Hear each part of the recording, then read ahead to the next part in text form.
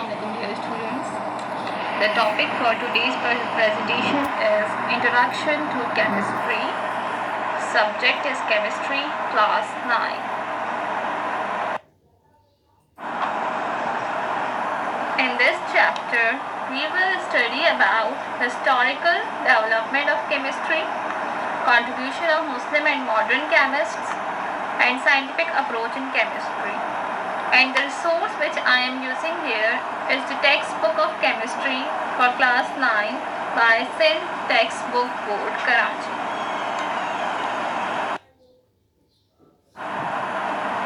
Historical development of chemistry. The history of chemistry can be distributed in different periods which are as follows. Number 1, Greek period. Number 2, Muslim period. And number 3, the modern period. Let's talk about the Greek period. The Greek philosophers were the first to develop ideas to chemistry. They introduced the concepts of elements, atoms, shapes of atoms, and chemical combination. They believed that all matter was derived from 4 elements: earth, air, fire, and water. These elements have properties such as hot, dry, wet, and cold. Most of the concepts of Greek were proved wrong because they were basically philosophers and did not believe in experiments. The Muslim period. The period from 600 to 1600 AD in the history of chemistry is known as the period of alchemists. The principal goal of Muslim scientists was to change the other metals to gold, but they failed to achieve the goal. They also wanted to discover the method of prolonging human life, but they were failed. The modern scientific knowledge is based on the contribution of alchemists. They produce 3 basic mineral acids, that is hydrochloric acid, sulfuric acid, and nitric acid. The modern period. The beginning of the 19th century is marked by the development of Dalton's atomic theory, and since then the advancement of chemistry became very rapid. The 20th century is characterized by tremendous growth of chemical knowledge, and outstanding achievement has been made in determining the structure of atom and molecule, understanding of the biochemical basis of life, the development of chemical technology, and the production of chemicals and industrial products in the service of medical, agriculture, metallurgy, and a lot of other fields. Contribution of Muslim scientists. Jabir ibn Hayyan, time period is 721 to 803 AD. Contribution: he invented experimental method for the preparation of nitric acid, hydrochloric acid, and white lead. He also invented the method of dyeing of clothes.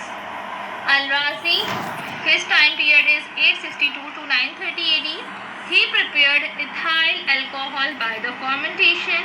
He was first to use opium as anesthesia.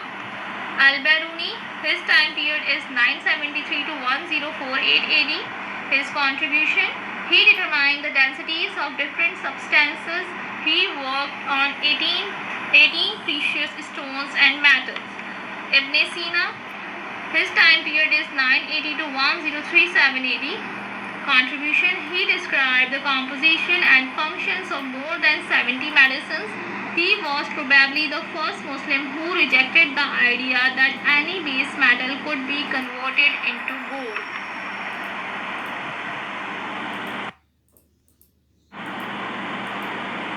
Contribution of modern scientists. Robert Boyle, 1627 to 1691. He was the first who discovered the relation between pressure and volume of gases. J. Priestley, 1733 to 1804. He discovered oxygen, sulfur dioxide, and hydrogen chloride. J. Black, 1728 to 1799. He made a study of carbon dioxide.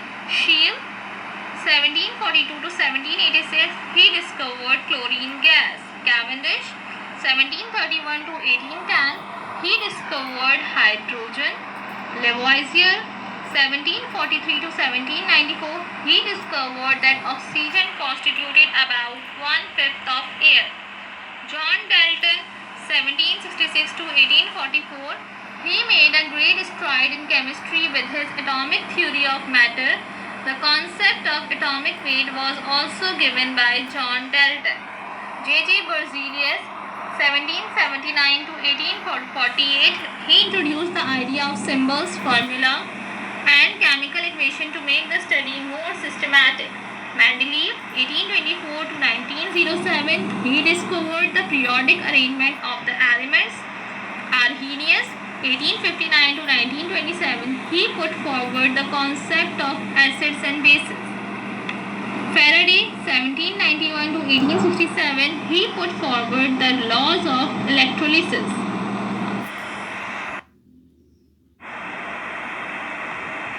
J.J. Thomson, 1856 to 1940, he discovered the charge on electron. H. Becquerel, 1852 to 1908, he worked on pitch black uranium. Madame Curie, 1867 to 1934, she worked on radioactivity. Neil Bohr, 1885 to 1962, he worked on structure of atom. E. Rutherford, 1891 to 1937, he discovered the nucleus within the atom. Scientific approach in chemistry. Over the years, science has developed through a series of discoveries which started off as observed natural phenomena, which had to be explained. This was done by using scientific method in a systematic manner. Observation. Different people observe a phenomena in different ways. Some of us observe something very critically to extract from it a new point. Basically, observation is a basic tool to go forth for elaborating a phenomena, but it may vary from person to person according to his own skill of elaboration. Observation of a thing is one of the scientific approaches in chemistry. Hypothesis. When a phenomena is observed, a scientist ponders over it and carries out relevant experiments. He sieves through the data and arrives at a possible explanation for the nature of the phenomena. This explanation, which is still only a trial idea, is called hypothesis. It may or may not undergo a change as a result further investigations and accumulation of more knowledge or facts. Theory. The scientist conveys his hypothesis to other workers of the same field for the discussion and for further experimentation. When the hypothesis is supported by a large amount of different types of observations and experiments, then it becomes a theory. Scientifically acceptable idea or principle to explain a phenomena. A good theory predicts new facts and unravels new relationship between naturally occurring phenomena. Scientific law. A theory which is tested again and again and found to fit the facts and from which valid predictions may be made is then known as scientific law or principle. However, not all hypotheses and theories pass successfully to become scientific laws. Some may sound very convincing and be supported by mathematical calculations but are very difficult to prove experimentally. This is invariably due to the material under investigation or the lack of suitable working equipment. A typical example is Avogadro's hypothesis, which has not been proved conclusively and yet it is accepted as Avogadro's law.